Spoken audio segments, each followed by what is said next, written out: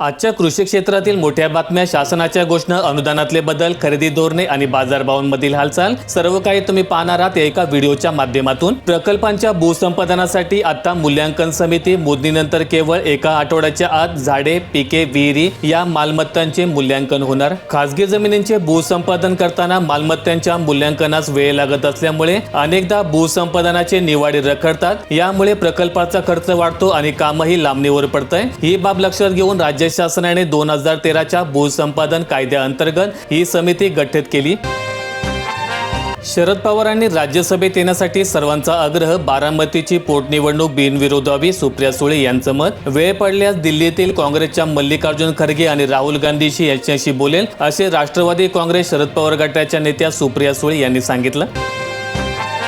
विद्यार्थ्यांना आता अपघात विम्याचे कवच, युवा सुरक्षा योजनेसंदर्भात शासनाचा महत्त्वपूर्ण निर्णय। महाराष्ट्र शासनाच्या उच्च व तंत्रशिक्षण विभागाच्या शासन निर्णयानुसार राज्यातील सर्व सार्वजनिक विद्यापीठे आणि त्यांच्या संलग्नित महाविद्यालयांमधील विद्यार्थ्यांसाठी वैयक्तिक अपघात विमा योजना आता अनिवार्य करण्यात आला आहे। पीएम किसान आणि नमो शेतकरी महासन्मान निधी योजनेचे निकष बदलण्यासाठी पाठपुरावा करू, कृषी मंत्री दत्तात्रय भरणे यांची विधानसभेत माहिती। 2019 नंतर शेती खरेदी केलेल्या शेतकऱ्यांचा समावेश होण्यासाठी शासन केंद्राकडे पाठपुरावा करत असल्याचं कृषी मंत्री दत्तात्रय भरणे यांनी सांगितलं।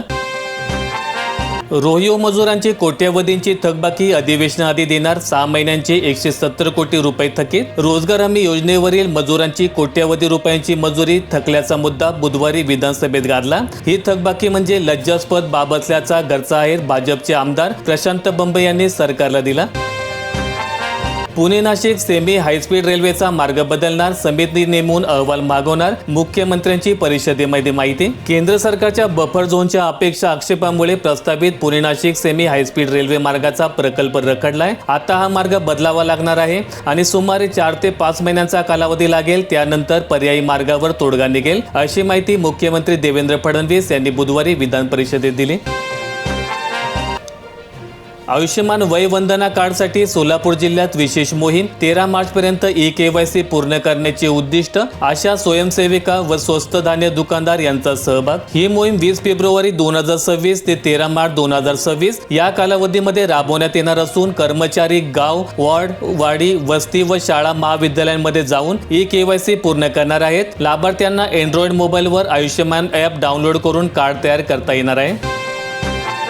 स्मार्ट कार्डसाठी ज्येष्ठ दिव्यांगांसाठी स्वतंत्र खिडकी द्या, मध्यवर्ती बसस्थानकावर ज्येष्ठांचे हाल, सक्तीमुळे कार्ड काढण्यासाठी गर्दी। एसटीच्या ढिसाळ नियोजनामुळे ज्येष्ठ नागरिकांचे हाल होताना दिसतंय। नागरिकांना त्रास होणार नाही अशी ही मागणी आता नागरिकांमधून होते। ज्येष्ठ नागरिकांच्या पास बनवण्यासाठी सकाळपासूनच लांबच लांब रांगा लागताना दिसतंय। पुरावे असूनही कारवाई का नाही, अजितदादा अपघात प्रकरण, रोहित पवार मिटकरी यांची पोलिसांसोबत हुज्जत। लासलगाव बाजार समितीत शेतकऱ्यांनी लिलाव बंद पाडले, कांद्याचे भाव घसरल्याने उत्पादकांचा संताप। लासलगाव कृषी उत्पन्न बाजार समितीत बुधवारी सकाळच्या सत्रात कांद्याच्या बाजारभावामध्ये मोठी घसरण झाली। सरासरी कांद्याचे दर 1000 रुपयांच्या आतेत 500 ते 800 रुपयांपर्यंत पुकारले जात असल्यामुळे संतप्त शेतकऱ्यांनी 11 वाजण्याच्या सुमारास घोषणाबाजी करत कांद्याचे लिलाव बंद पाडले।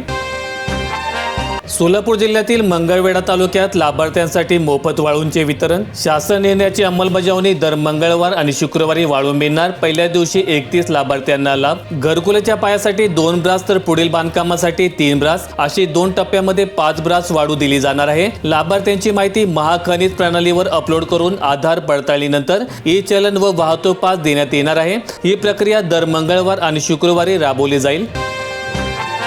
नागपूर जिल्ह्यात खरेदी अभावी शेतकऱ्यांचा कोट्यवधींचा धान घरात, मार्केटिंग फेडरेशनचे लक्ष्यांक पूर्ण झाल्याने वेळ, खरेदी धोरणाचे कारण देत शेतकऱ्यांच्या जखमेवर मीठ। नागपूर जिल्ह्यासाठी अतिरिक्त धान खरेदी लक्ष्यांक जाहीर करा, नोंदणीकृत सर्व शेतकऱ्यांच्या धानाची हमीभावाने खरेदी लेखी हमी द्या, शेतकऱ्यांची मागणी। शेतकऱ्यांचे पैसे रोखणाऱ्यांना 12% व्याज भरावे लागणार, केंद्रीय कृषी मंत्री शिवराज सिंह चौहान यांचा इशारा। शेतकऱ्यांच्या थकीत रकमेच्या देयकास विलंब करणाऱ्यांना आता नुकसान भरपाई द्यावी लागेल। अशा राज्यांना किंवा संस्थांना शेतकऱ्यांना देय असलेल्या रकमेवर 12% व्याज द्यावं लागेल, असा इशारा केंद्रीय कृषी मंत्री आणि शेतकरी कल्याण मंत्री शिवराज सिंह चौहान यांनी बुधवारी दिला। खत अनुदान थेट शेतकऱ्यांना देणे शक्य, डीबीटी यंत्रणा उभारण्याच्या कृषी मंत्र्यांच्या सूचना। सरकार खत अनुदानापोटी 1,70,000 कोटी रुपये कंपन्यांना देते। हे अनुदान आता थेट शेतकऱ्यांना देण्याची वेळ आली आहे। डीबीटी यंत्रणेच्या माध्यमातून हे शक्य आहे, असं केंद्रीय कृषी मंत्री शिवराज सिंह चौहान यांनी स्पष्ट केलं।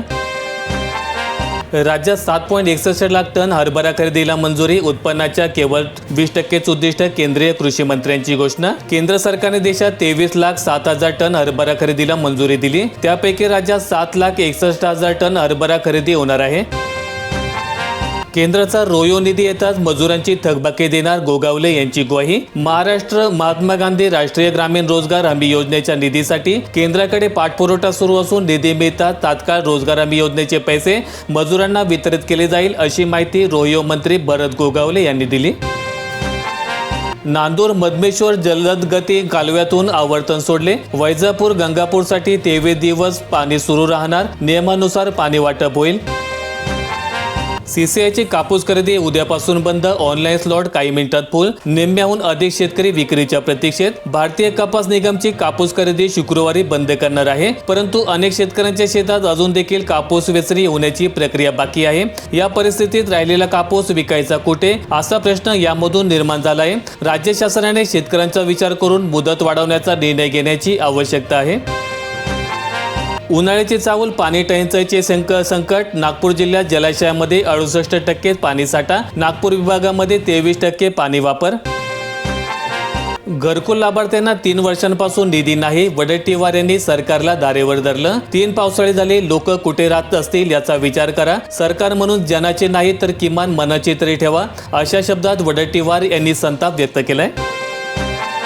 नांदेड जिल्ह्यातील हिमायतनगर तालुक्यामध्ये अवकाळी पावसाचा तडाखा, शेतकऱ्यांच्या डोळ्यात अश्रू, उभेपैकी जमीनदोस्त झाली।